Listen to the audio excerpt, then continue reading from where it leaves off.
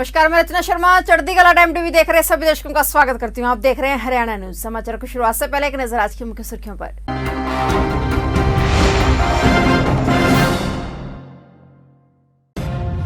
किसानों का 6 फरवरी को देश भर में चक्का जाम का ऐलान। देश भर में दोपहर 12 बजे से 3 बजे तक चक्का जाम।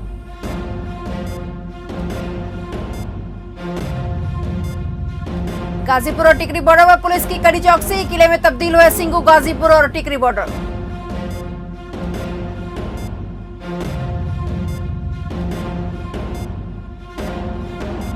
गाजीपुर बॉर्डर पहुंच टिकैत से मिले संजय राउत, बोले महाराष्ट्र सरकार किसानों के साथ।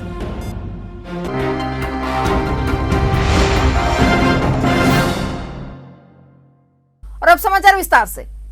कृषि कानून के मसले पर किसानों का आंदोलन 2 महीने से जारी है और अभी कोई भी समाधान निकलते हुए नजर नहीं आ रहा है। इस बीच प्रधानमंत्री नरेंद्र मोदी ने संसद सत्र की शुरुआत से पहले हुए सर्वदलीय बैठक में कहा था कि किसान उनसे सिर्फ एक फोन कॉल की ही दूरी पर हैं। अब पीएम मोदी के इसी बयान पर भारतीय किसान यूनियन के नेता राकेश टिकैत का बयान सामने आया है। राकेश टिकैत का कहना है कि वो नंबर बताइए, हम तुरंत फोन लगाते हैं। किसान नेता बोले कि जो हमारा फोन है उस पर लोग हमें गालियां देते हैं। ऐसे में अगर प्रधानमंत्री ऐसे किसी फोन कॉल की बात कर रहे हैं तो हमें नंबर दीजिए।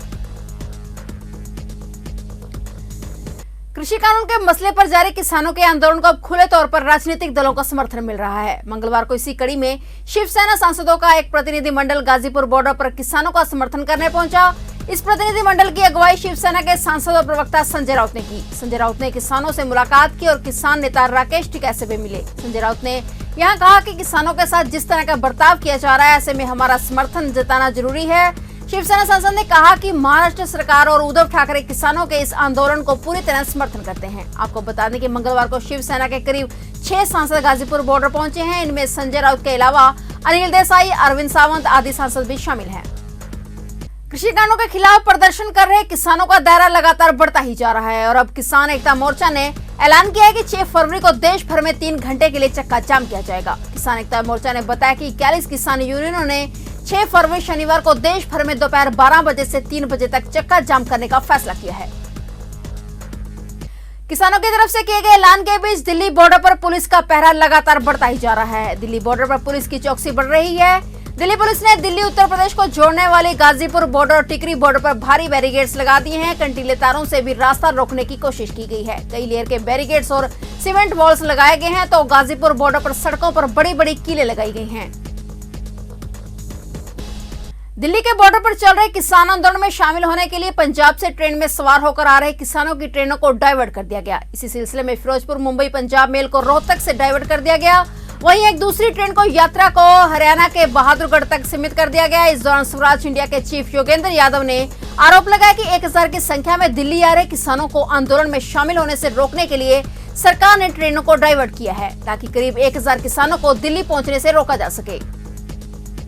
पश्चिमी उत्तर प्रदेश की तरह ही हरियाणा में गांव-गांव में किसान आंदोलन को समर्थन देने की मुहिम चलाई जा रही है। बीते दिन बड़ी संख्या में किसानों ने ट्रैक्टरों पर सवार होकर रैली निकाली और सिंगू बॉर्डर तक का सफर किया। गाजीपुर बॉर्डर पर राकेश टिकैत के अपील के बाद बड़ी संख्या में पश्चिमी यूपी से आंदोलन को समर्थन मिला, जिसके बाद ये जोश सिंगू और टिकरी बॉर्डर तक पहुंचा। अब एक बार फिर किसान आंदोलन अपनी रफ्तार पकड़ चुका है।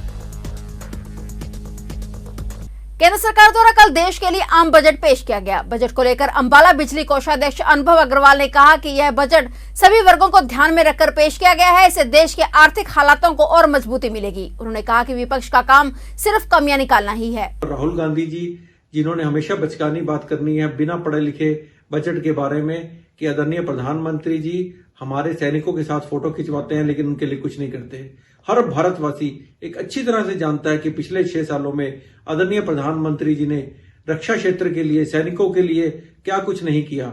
चाहे वो फाइटर प्लेन्स की बात करें, चाहे वो बुलेट प्रूफ जैकेट्स की बात करें और विशेष तौर पर हर तरह के दलालों को बीच में खत्म करके सीधे तौर पर सभी सौदे करना।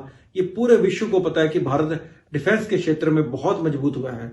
लेकिन वही बात है कि विपक्ष ने हर बात को नकारात्मक बोलना, जब जरूरत जिस समय जिस क्षेत्र की जरूरत थी उसके लिए बजट बनाया गया। और इस बार भी सभी बातों को विशेष तौर पर स्वास्थ्य के क्षेत्र को ध्यान में रखा गया। राजनीतिक करियर पर खतरे को भांपते हुए जजपा के जिलाध्यक्ष सरदार इंद्रजीत सिंह गौराया ने किसानों के समर्थन में करनाल अध्यक्ष पद से इस्तीफा दे दिया है। उन्होंने व्हाट्सएप के माध्यम से अपना इस्तीफा जजपा के राष्ट्रीय अध्यक्ष को अपना इस्तीफा भेजने के बाद करनाल में प्रेस कॉन्फ्रेंस कर पत्रकारों को जानकारी दी। उन्होंने कहा कि सरकार द्वारा किसानों को बदनाम करने की कोशिश की जा रही है, जिसमें जजपा भी भागीदार है। उन्होंने ये भी कहा कि ये तीनों कानून किसान विरोधी है, तो ऐसे में जननायक जनता पार्टी को किसानों के साथ स्टैंड लेना चाहिए। आज जैसा कि आप जानते हैं कि पिछले लगभग 70 दिनों से जो किसान आंदोलन दिल्ली की सड़कों पर चल रहा है, दिल्ली के बॉर्डरों पर चल रहा है, उसके बारे में मैं आज किसान आंदोलन को समर्पित होकर के अपना जननायक जनता पार्टी जिला करनाल का अध्यक्ष पद छोड़ रहा हूँ और किसानों को समर्थन देने के लिए आज की मीटिंग का यही हमारा मंतव्य था। जैसा कि सरकार ने किसान आंदोलन और किसान नेताओं की बात सुनने की बजाय किसानों को बदनाम करने का जो काम किया है वो बड़ा पीड़ादायक है और इन सारी बातों को ध्यान में रखते हुए, क्योंकि हमारी पार्टी भी बीजेपी के साथ हरियाणा में वो एक भागीदार है, इसलिए मैं चाहता हूं कि हम आज जो एक जन आंदोलन है इसमें कहीं भी जब इतिहास लिखा जाएगा तो हम ऐसा नजर ना आए कि हम अपने किसान भाइयों के खिलाफ थे।